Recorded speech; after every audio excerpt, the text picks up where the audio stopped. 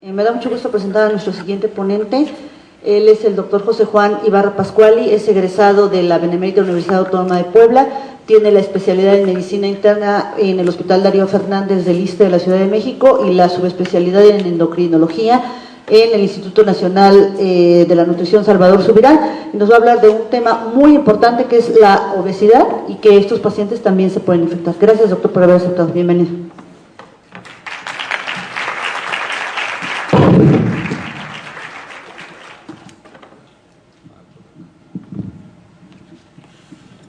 Buenos días, se escucha bien, ¿verdad? Bueno, ante todo, pues muchas gracias al comité organizador primero por organizar este tipo de eventos hacia el honor del doctor Cruz, un maestro para todos nosotros y amigo, y también pues estar nuevamente en nuestra universidad es muy grato.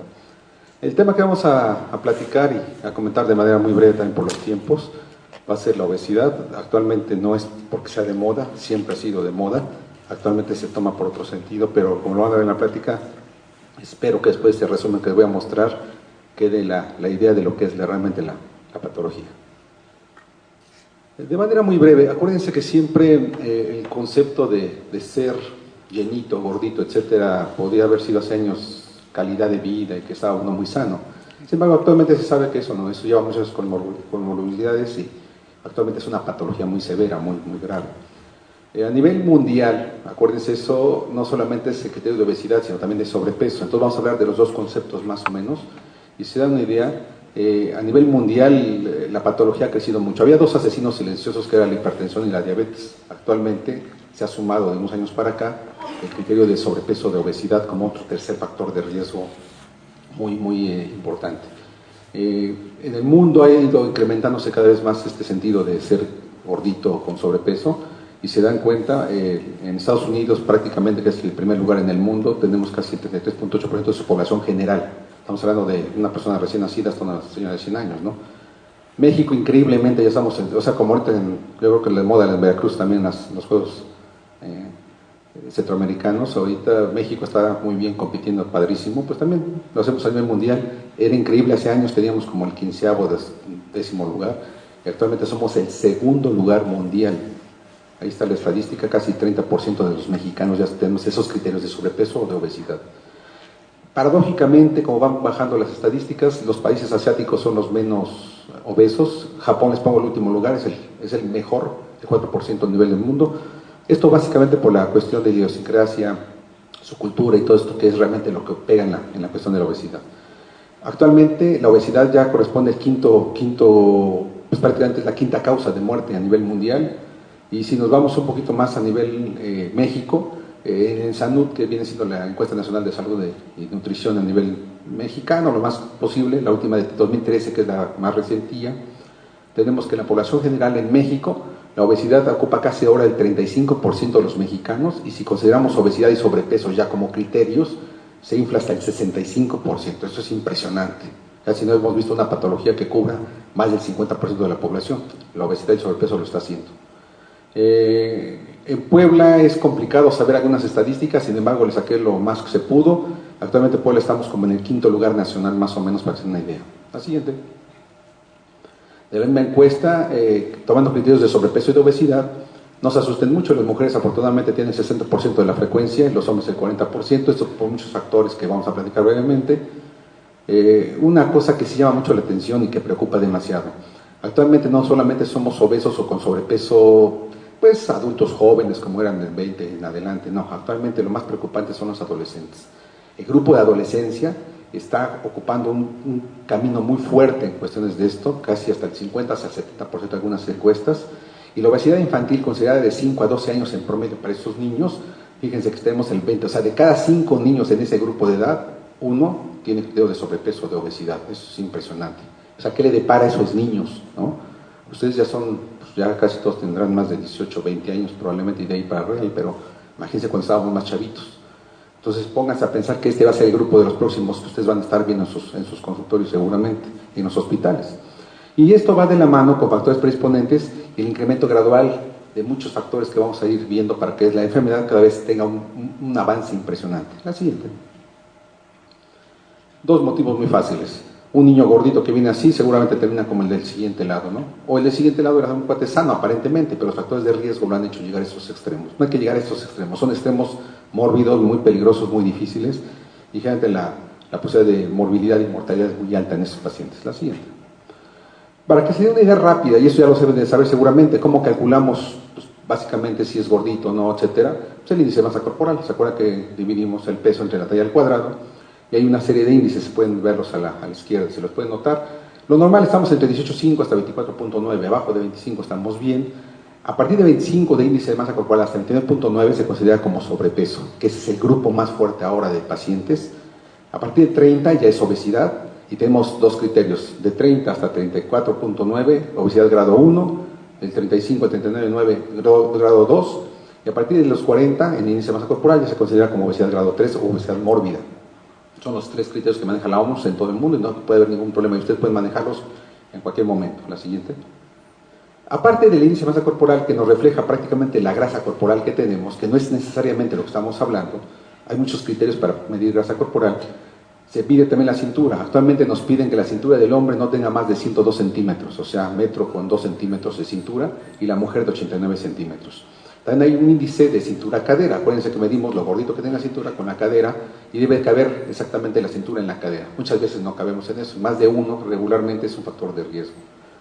El pliegue cutáneo, tenemos unos picómetros donde agarramos el pliegue cutáneo a la persona y le medíamos lo gordito de aquí atrás del tríceps. Ya no se usa mucho, pero en algunos casos se llega a utilizar. Algunos nutriólogos lo utilizan todavía. Pero hay varios criterios para saber si somos gorditos o no. ¿Cuál es lo más importante? De manera muy general, acuérdense que hay dos tipos de obesidades desde el punto de vista de distribución. El androide, que es el clásico del hombre, ¿verdad? Panzón, gordito del centro, que es un riesgo, ya se sabe que ese tipo de obesidad, el que tenga obesidades androides, aún siendo mujer puede tener una obesidad androide, y viceversa. Pero el que genere grasa abdominal tiene 3 o 4 veces más factores de riesgo para comorbilidades. Y la ginecoide es la que aumenta más la cadera y el glúteo. La siguiente. A muchos a veces ya no les gusta manejar este tipo de idea, pero me gustaría retomarla porque lo manejamos hace muchos años y sigue siendo práctica, por dos razones. El entender que hay un tipo de obesidad celular agiliza más nuestra mente y saber cómo nos va a ir con el paciente. Desde el punto de vista celular hay dos obesidades, por llamarlo así. Una es hipertrófica, en la cual, entiéndase así, el número de depósitos, si yo corto un tejido graso y lo cuento, el número de depósitos que tiene el paciente desde que nació hasta que se muere es el mismo. Es interesante. Los números de depósitos no cambian. Aumenta el volumen, aumenta el depósito de triglicéridos y por ende el aumento de su masa. Y este tipo de patología se da, o fisiopatología, se da en adultos jóvenes. Entonces generalmente es la que casi todos tenemos. Y la ventaja es que este tipo de obesidades responde bien a los fármacos y a las medidas que vamos a explicar muy fácilmente. No así el otro concepto, el hipercelular. El hipercelular es una obesidad de jóvenes donde el número de adipocitos puede aumentar. O sea, yo nazco con 100 adipocitos por metro cuadrado y termino con 200, un ejemplo. O sea, va multiplicándose por factores genéticos, obviamente. Aparte que tengo muchos adipocitos, puedo aumentar también su volumen. Y esto se da más, quedamos en gente joven, desde niños recién nacidos hasta adolescentes. La bronca, estos chamacos son difíciles para responder al tratamiento. Eso es una explicación sencilla para poder entender por qué a veces fracasamos. Si a mí me toca un cuate que era delgado, hizo ejercicio, dejó de hacer ejercicio, se casó, etcétera, le pega a la esposa, el trabajo, lo que sea, y se engorda, le cambia la vida. Pero es más fácil bajarlo a que se me toca un chavo que desde chiquito es gordito. Y si me asomo y la mamá, el papá, la abuela y todos son gordos. O sea, imagínense eso de que estamos hablando. Es mucho más complicado el sentido de responder al tratamiento. La siguiente. Aquí parte de los ejemplos. Mucho de esto, y por qué estoy haciendo énfasis en obesidad infantil, sobre todo irnos hacia la parte de los chavos, porque a ustedes les va a tocar vivir todo esto. Hay que modificar esos factores de riesgo. Actualmente la computadora, la tecnología, creemos que estamos avanzando en muchas cosas buenas, sí. Pero esto le está dando en la torre, por eso los incrementos en el sobrepeso y en la obesidad de los niños. Y de ahí en ende van a ser adultos jóvenes, y de ahí van a ser adultos después. Entonces, ¿me explicó? Eso es lo que está ahorita, la vamos recopilando en todo el mundo. La siguiente. Desde el punto de vista etiológico, la causa es complicadísima. Ser obeso no es fácil, no es gratis. Sin embargo, los factores más de peso, digamos, son los genéticos, ya los hemos visto. Entre hay factores genéticos, esos difícilmente los podemos modificar nosotros. Hay gente que tiene problemas metabólicos en cuanto a su gasto energético. Son gente que energéticamente son de gastos bajos, ahorita lo explicamos brevemente. Hay patologías endócrinas de fondo que hay que detectar, y nosotros como internistas y endocrinólogos tenemos que detectar todo eso para modificarlo. psicológico y estrés es impresionante. ¿Cómo afecta esto a la gente? La gente que se daña psicológicamente, tiene mucho estrés, puede sufrir tanto baja de peso como también de sobrepeso. Sociocultural, eso es clave. Ya platicábamos que la diferencia entre Estados Unidos y Japón es impresionantemente difícil y cómo los conceptos de vida son diferentes. Entonces eso sí pega mucho en la cuestión metabólica. Y algunos factores que muchas veces ni los pelamos, pero sí tienen que ver con la obesidad. Porque otros factores más que no voy a platicar, el tabaco, créanme que el tabaco y el alcohol sí influyen en el depósito de grasa y de triglicéridos en el organismo. Y los dos conceptos interesantes.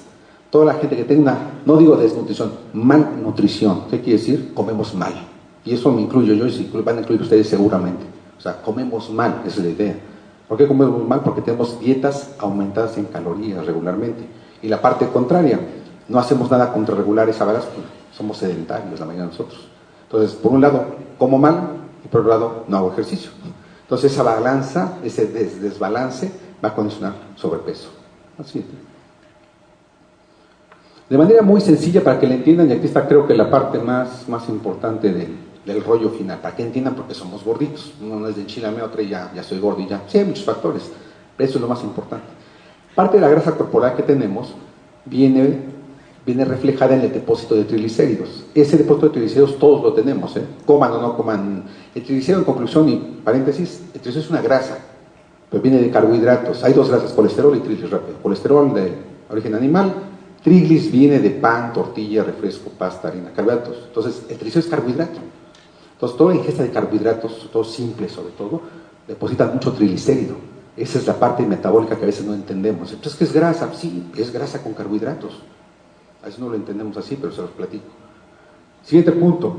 Ese tipo de depósitos se acumulan en varias partes. Estamos llenos. Si ustedes saben un cuate obeso, lo cortan, ya han entrado en cirugías, se esparrama el paciente. No tiene grasa. En todos lados, en el corazón, en el cerebro, en el pulmón, en el riñón, todo. Más en sitios subcutáneos, que es impresionante, en la parte intraabdominal. ¿Por qué pongo esos dos terrenos de depósito? Porque la parte subcutánea es una parte que se llena de grasa. Se han visto el tejido graso lleno de vasos.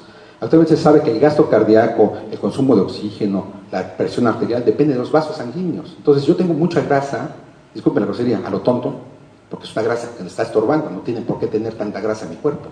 Esa grasa que está nada más a lo tarugo ahí formada, genera gasto, genera vasos sanguíneos, consumo de oxígeno, metabólicamente está activo, es un tejido activo, pero a lo tonto no me sirve. Crea mucho consumo, créanme que es un tejido que está estorbando. Y también la parte intraabdominal, cada vez que se deposita grasa en el abdomen, dentro del abdomen, en todos los tejidos, en el hígado, en el vaso, riñón, corazón, es peligroso. Lo más es en el abdomen. Aparte, si fuera poco, hay un regulador hipotalámico interesante, de muchas cosas ahí que vamos a poner en una diapositiva más muy sencilla. Hay reguladores que me van a dar saciedad, que es interesante. Mucha gente pierde esa saciedad. Esos reguladores hipotalámicos se pierden. El paciente empieza a comer como loco y no se puede saciar tan fácil. Y la parte interesante, ¿por qué soy gordito? Porque en el tejido adiposo hay un set point o punto de ajuste del adipocito. ¿Qué quiere decir? ¿Cuánto entra de calorías y cuánto quemo? Un ejemplo, meto 1000 kilocalorías, tengo que quemar 1000 o 1001 para poder estar delgado. Si meto 1000 kilocalorías y quemo 900, me quedo con 100. Ese concepto es interesante, porque no estamos hablando que yo coma demasiado. ¿Me explico? Dietas de 1200, 1000 son decentes. Si yo meto 1500, 1800 o 2000, estoy tragando sabroso, ¿me explico? Pero puede ser que yo meta 2000 kilocalorías y soy un deportista de alto rendimiento y quemo 2500. Entonces, set point, hasta saco quemando 500 más, ¿me explico? O sea, es interesante. Cada uno tiene su set point. Lo interesante es que lo puedan mover. Ese set point es el que explica la obesidad y el sobrepeso metabólicamente hablando desde el punto de vista fisiopatológico. La cantidad que yo deposito contra la cantidad que yo muevo. Van a decir, está padrísimo, está muy fácil. Pues no. Porque esa cantidad de depositar y de mover no depende nada más de uno, depende de una serie de factores que están a veces ajenos a nosotros. Así. Parte es esto. Esto lo traemos ya inmerso. Obviamente hay que regular nuestro cuerpo, pero esto tiene que ver mucho en equilibrio hormonal. Insulina, nivel de leptina. La leptina, acuérdense que es un regulador de apetito. Los corticosteroides que yo produzco, hay gente que se estresa, levanta el esteroide impresionante, cortisol. Hay gente que es más tranquila. Eso tiene que ver con el sobrepeso también. El manejar hormonas tiroideas lentas condiciona sobrepeso. Catecolaminas en exceso, progesteronas bajas, testosteronas altas y el nivel de glucosa. La gente casi hiperglucemia, intolerancia a la glucosa, todo ese tipo de rollos son peligrosos. Y un rollo con arriba, la insulina, acuérdense, el exceso de insulina, el hiperinsulinismo, resistencia a la insulina, actualmente es una patología muy asociada al sobrepeso y la obesidad, por eso. La insulina es endógena, es anabólica. El sobre insulina me engorda, eso es obvio, ¿no? Son mucha gente que dice, bájelo de peso. Oye, pues en vez de insulina es de 0 a 20 y trae 40, ¿cómo lo quieres que lo baje de peso? Está así, chamaco. ¿Me explico? No somos dioses ni magos, somos médicos. Se lo explicas al paciente y ya como que le entiende un poquito. Digo, sabes que esta es la culpa tuya, de papá y de mamá, y se me quedan viendo. Pues sí, eso es genético. ¿Para qué lo hacen mal? Pero finalmente esos rollos hay que conocerlos, si no, no vamos a poder saber cómo le vamos a tratar al paciente. Y bueno, hay gente también que ha comentado que la distensión gástrica, la sobrealimentación tiene que ver mucho con esta regulación. La siguiente. Finalmente, para que le agarren la onda, ¿por qué es importante pensar que podemos ser gorditos y nos preocupa? Pues no nada más porque estemos gorditos, es un concepto peyorativo, ¿no? Ser sobrepeso, obesidad, pues ya vimos varias clasificaciones, depende del tipo de grado de obesidad, puede haber una comorbilidad. Lo más frecuente a nivel cardiovascular, siempre. La parte cardiovascular no falla y también la parte tromboembólica, son las dos que no fallan, pero la más importante, arriba está, síndrome metabólico. Conclusión, lo lean, apréndanselo, esto lo van a ver todo el tiempo. Es una patología común donde el problema básicamente es la insulina, la resistencia a la insulina es una de las vías más importantes y generador es el sobrepeso, la obesidad. Tienen esas dos amigas, sobrepeso y obesidad y el hiperinsulinismo, podemos llevar a la hipertensión, a la diabetes, a la dislipidemia, a la hiperglicemia, todo lo que es el síndrome metabólico. Entonces no se ve más una patología única, sino ya es un complejo de enfermedades comunes que gracias a Dios, quitando un factor de riesgo que es la obesidad y el sobrepeso, se genera la mejoría en las demás también. Ustedes bajan de peso a un paciente, se le baja el azúcar, se baja la presión, se bajan los lípidos. O sea, es increíble. Van todos de la mano. Otras más, de más a la medida de la obesidad, la enfermedad respiratoria se da mucho. El pulmonar crónico, el paciente obeso crea un EPOC, crea un pico y se termina muriendo de problemas respiratorios. Cáncer. Se ha asociado muchos cánceres a la obesidad. Tiene que ver mucho con problemas metabólicos, también el depósito de grasa. Músculo esquelético, a la mayoría les duele la espalda, las rodillas, no pueden caminar, muchos problemas muy serios, forman piedras muy fácil en cualquier nivel y se infectan muy fácil de todo. Esto como resumen, pero son como 20 cosas más. Siempre el obeso tiene muchos factores de riesgo para morirse y para complicarse. No es bonito ser obeso, así. Parte de lo que platicamos, algunos de los terrenos que siempre se están dañando, así. Bueno, viene el parte final, tranquila. ¿Cómo abordo yo un paciente obeso? Sabiendo que de alguna manera hay que entrarle, porque no nos queda de otra, el abordaje debe ser muy sencillo. Debo de entender que hay factores que no puedo modificar y que sí puedo modificar. De entrada, los no modificables, muchos, pero de esto lo más importante es el sexo. No más que quieran cambiar de sexo, ¿eh? Un canijo, pero bueno. Pero eso nada más sería el punto de vista estético, ¿verdad? La edad, entre más viejos nos hacemos, más factores de riesgo tenemos para hacer sobrepeso o obesidad, eso es obvio. La respuesta metabólica que tengamos, la genética, muchas cosas no están en nuestras manos, ¿me explico? Eso no lo vamos a poder modificar, pero tampoco se preocupen tanto, no hagan cara de que están preocupados. La parte interesante es los factores que sí podemos modificar. La parte que sí podemos modificar son cómo modifico mi gasto energético. Aquí viene un pequeño rollo antes de esta respuesta. Nuestro cuerpo energéticamente metaboliza muchas cosas. Y de un 100% de mi gasto energético, de un 100%, el 70% es no modificable. Increíble, ¿no? De mi 100% de gasto, solo yo puedo modificar el 30%. Y de ese 30% que yo puedo modificar, abusados, de ese 30% que nada más me queda a mí como ser humano, afortunadamente el 100% está en mis manos. Para eso tengo entonces posibilidad de moverlo. Yo puedo mover el 70% de ese gasto energético. ¿Cómo lo movemos? De dos maneras sencillas, con dieta y con ejercicio. La dieta tiene que ser encaminada a ajustar las calorías correctas en el paciente y el ejercicio para movilizar el set point que platicamos, activar un poquito. Entonces, si yo hago dieta y ejercicio, en conclusión, estoy moviendo casi el 70% de mi gasto energético. ¿Sí me explico? De lo que está en mis manos hacer. Es increíble. Me dicen, entonces, ¿para qué tanto rollo y tantos fármacos? Pues es negocio. Aquí el terreno que entre hoy, no vayan a oír, no vayan a ver la grabadora. Es negocio, o sea, es terreno comercial. Hay mucho fármaco para esto, pero el fármaco nada más controla el 30%. Entonces, como van a ver al final de las diapositivas, no se me asusten, el 70% está en sus manos. Ahí donde están sentadotes, pónganse a estudiar un poquito sobre obesidad y van a ver como echándole un poquito de idea. Por eso el nutriólogo y el fisiatra han crecido mucho en el terreno de la medicina, sin ser médicos a veces. ¿Por qué? Porque nada más con un poco de idea de dieta y ejercicio, controlamos el 70% del peso del paciente. Eso es increíble. Ya los 30% que no bajamos, ¿a quién se lo avientan? Pues algún médico, algún endocrinólogo, algún internista, algún pediatra, ¿me explico? Ese 30% ya es un criterio diferente de manejo. Pero el 70% está en sus manos, es increíble eso. Así. Para eso es muy fácil. Tenemos que ver dos maneras de cómo tratar al paciente. El primer paso es el no farmacológico, que es el más sencillo y que está en sus manos. Ya dijimos dos cosas interesantes, dieta y ejercicio. De manera muy fácil, porque no son enchilamientos ni son recetas de cocina. Esto lo van a leer con calma. Eso es un conocimiento que hay que aprender a aplicarlo. La dieta, de manera lógica, no debe pasar de 1000 kilocalorías en promedio, 1200 en promedio. Ya sabe la gente cómo calcularle, si no lo saben, lo van a tener que ir aprendiendo. La dieta se fracciona en cuartos o en quintos, o sea, 4 o 5 veces al día. Hay que comer varias veces al día, no nada más 2 o 3, no bajas de peso. 4 o 5 veces al día, sí bajas de peso, eso ya está establecido. ¿Por qué? Porque mueves el set point, ¿no? No es lo mismo que yo esté comiendo a cada rato de a poquito, muevo el set point más rápido, aquí además traigo una vez al día, y también meto 2000 kilocalorías y no como nada. Me eché mi gansito, mi Coca-Cola, ¿sí me explico? Es interesante eso. No más desechar calorías por echarlas, es moverlas. Y para moverlas necesitamos 4 o 5 alimentos al día, fraccionados. La idea básica es aumentar la cantidad de fibra, vegetal obviamente, y disminuir el consumo de carbohidratos simples.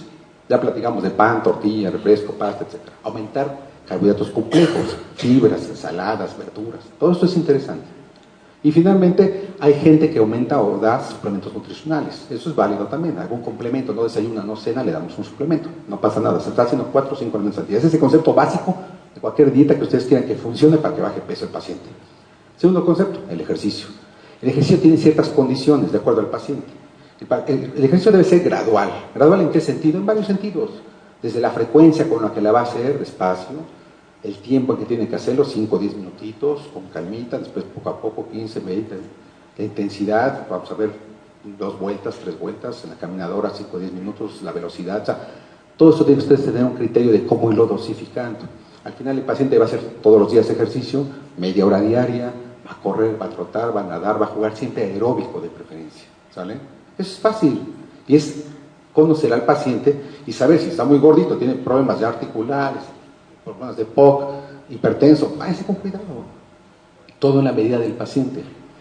Y finalmente la meta.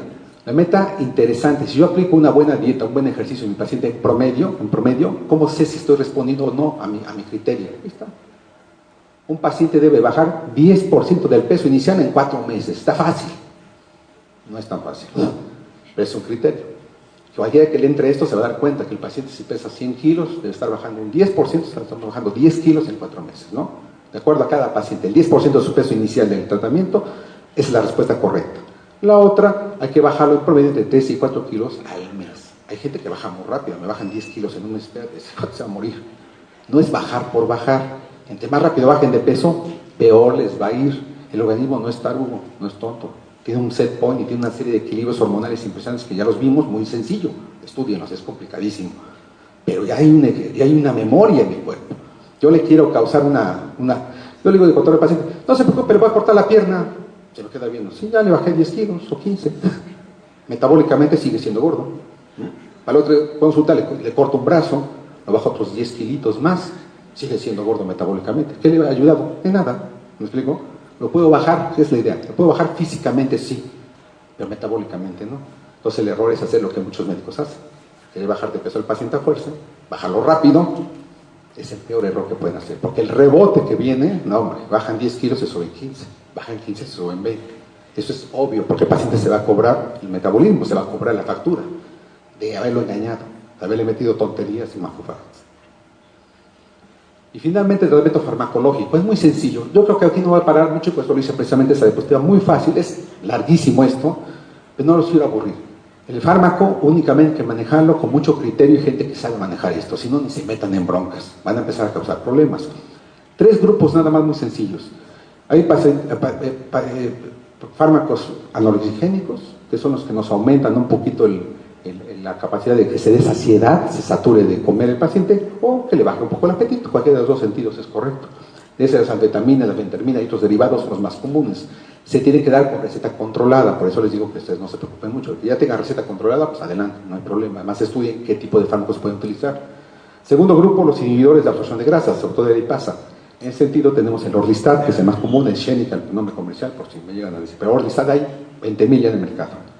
Y termogénicos, son medicamentos que queman grasa, son medicamentos que aceleran el metabolismo, eso se vale, no se los pose porque son como 20 en el mercado. Que hay que utilizar lo que yo sepa usar El criterio es las dosis, debo de conocer los efectos secundarios, debo saber a qué paciente se lo voy a dar, qué espero de él, etcétera. ¿Me explico? No hay problema. Puedo usar hasta inclusive los 3 grupos juntos. Tampoco hay problema. Pero yo parto de una dieta y un ejercicio primero. Ya instalado eso, meto un fármaco. Yo siempre digo de cotorreo, no me voy a dar medicamentos. ¿Por qué, doctor? Porque no puedo dar una cereza a un pastel que no tengo. Primero hago el pastel, ya que tengo el pastel, tengo las bases, la dieta, el ejercicio, el esfuerzo del paciente. No me baje de peso, pero ya tengo una actitud diferente. Ya cambió sus hábitos, los tengo listos, ahora sí, viene su cereza del pastel. Le doy un medicamento que ayude a favorecer esto. Y queda bien. Y lo que logren de peso es excelente. El paciente va a quedar más tranquilo con ustedes y ustedes con él, ¿no? Finalmente. Y ustedes con la conciencia misma. Y finalmente, hay gente deshonesta, pero también hay gente que justifica que use yo ansiolíticos, claro, porque mucho es ansiedad, quedamos que hay una serie de estrés, catecolaminas y demás. Laxantes, ¿por qué no? Estreñido, etcétera, ¿por qué no? Un diurético se vale, meterle probablemente algunos fármacos por ahí que han escuchado seguramente los naturistas, hay gente que utiliza acupuntura, acupualines, todo eso se vale, modificas endorfina, la endorfina es una sustancia que protegemos y que movemos en nuestra grasa. Y no se les olvide, hay gente obesa que justifica el tratamiento psicológico también, claro que sí, porque muchas veces le cambia el panorama, no le entra tan fácil a esto, hay que moverlo. Y lo último, tratamiento quirúrgico, ya lo dejamos así como que la última, son para casos de obesidad mórbida, estamos hablando de obesidad grado 3, como platicamos en las tablas, son gente ya especialmente seleccionada, donde ya todas las comorbilidades, un ejemplo, me llevo un obeso mórbido, ya le bajé la presión, la frecuencia cardíaca, le estabilicé lípidos, azúcar, ya lo tengo metabólicamente estable, ¿qué más le hago? No puedo bajar más, ya justifica ahora su manejo quirúrgico, es posible. Hay muchos padecimientos de manejos quirúrgicos ahora, desde los no invasivos hasta los invasivos, siempre escogemos el más conveniente. El paciente es un grupo de gente que tiene que seleccionar esto. Por ejemplo, en el hospital nosotros tenemos un equipo ahí también de gente, que utilizamos al nutriólogo, al psicólogo nosotros para hacer el equipo de obesidad. Y bueno, al final de cuentas el paciente puede tener en cirugía, se vale, pero eso debe ser sobre una base de un manejo. Si nada más lo operan por operarle, sacarle el dinero y hacer las cosas mal. ¿Y por qué infiero mucho en esto? Los niños, siempre les pongo diapositivas de niños en ese sentido. Porque aquí está la base. Ustedes modifiquen dieta, modifiquen ejercicio en un paciente o hagan ustedes mismos, las cosas resultan. ¿Y por qué los niños? Porque ahí es donde está el futuro. Finalmente los chamacos que entiendan esto a futuro van a ser gente diferente, por otra está diferente a nosotros. Nosotros nunca nos explicaron esto cuando éramos chavos. Siempre que llevo a ver niños en el consultorio y que los modifico por resistencia a insulina, sobrepesos y demás, etcétera, ya que llevo un proceso y va muy bien, le digo, hijo, ya llevas tiempo, ya bajaste tu insulina, bajaste peso, te a todo dar, ya llevas tu dieta, no comes porquerías, haces ejercicio que antes no hacías, etcétera. ¿Qué vas? Se me quedan viendo. ¿Cuándo vas a dejar de hacer este estilo que ya cubriste, tu dieta y tu ejercicio? ¿Cuándo lo vas a dejar de hacer, hijo? Se me quedan viendo todos. Todos me dicen lo mismo. Yo creo que nunca, doctor. Vaya. Esa respuesta a veces no la espero yo de los niños y de los adolescentes. Es la mejor respuesta que me puede dar un niño. ¿Sabes qué? Tu estilo de vida ya cambió, hijo. De aquí en adelante, aunque tu mamá te ponga tamales encima, pues, chécale, ¿no? Hay tortillas en la casa, con cuidado. Hay pan, con cuidado. ¿Me explicó? Todo se vale. Pues es niño, es joven, es adolescente. Pero ya tiene un hábito, ya tiene una forma de comer. Cuando sea estudiante de medicina vas a saber comer, o se va a la esquina a tragarse las bordas como todos nosotros nos tocó también, ¿no? Ni modo. Pero hay que saber hacer esto. Y el ejercicio es importante. Parece payasada. Muchos de ustedes han dejado de hacer el estilo de vida de ejercicio básico por estudiar. Casi todos los médicos tenemos en ese sentido. Yo creo que hay que retomarlo. No hay tiempo perdido. Podemos ahorita hacer 50, 40, 80. Cada uno en su estilo, en su nivel, puede retomar su dieta y su ejercicio como debe de ser para tener un estilo de vida correcto. Me puedo morir mañana, pero no le busquemos pies al gato. La obesidad y sobrepeso, ya vimos, es un factor de riesgo muy, muy alto para muchas cosas. La siguiente. Y terminamos con esta, para que no se me vayan a dormir, chamacos. El resumen final, yo creo que esa es la idea. Dejar saber que la obesidad y el sobrepeso, como vieron las estadísticas que les mostré, es un problema de salud importante, claro, y social, porque esto también genera broncas y gastos. Va en incremento esto, porque cada vez es peor el asunto. ¿Será que detectamos también más? Puede ser. Y el progresivo es por el sentido de que cada vez hay factores de riesgo que nos están condicionando sobrepeso y obesidad. Por el estilo de vida, el consumismo es importante. Esto ya saben que incrementa amor y mortalidad. Entre más gordo y más obeso esté, peor me va a ir de mi vida. Me voy a morir más joven, me voy a morir de muchas cosas que ya vimos. Esto es importante también, combatir los factores de riesgo, los que estén en mis manos, dejar de fumar, de tomar, hacer cosas que no, comer como... O sea, eso que esté en sus manos, háganlo, no me lo estén platicando. Y el tratamiento, como ya vieron, es multifactorial. Es sencillo, pero es multifactorial. Lo que no puedan ustedes hacer, échenselo a alguien que sepa. ¿Sale? No tengan miedo de decir, pues hasta acá llego, hasta aquí mi conocimiento llega, no me da miedo porque es mi hermana, mi familiar, mi primo, mi paciente. No importa, llega un límite, hay que ser honestos con uno. Yo ya no puedo manejar esta patología, ahí te va mi cuate, alguien que sepa manejarla para que den los resultados, porque esto debe ser individualizado. Cada paciente obeso, sobrepeso, etcétera, a la edad que sea, debe ser manejado de manera individual. Se parece la receta, sí, pero no es igual. Cada paciente es importante. ¿Por qué? Porque de acuerdo a la meta va a haber la respuesta adecuada cuando la tengo, cuando individualizo al paciente y le doy lo que necesita cada paciente. ¿Vale? Y bueno, ya que platicamos al final, hay que saber un poquito de esto. Estudienlo, es una patología padrísima, apasionante, cada vez la van a ver más frecuentemente inmersa en muchas otras patologías que no platicamos, pero que seguramente las van a encontrar en el camino. Muchas gracias.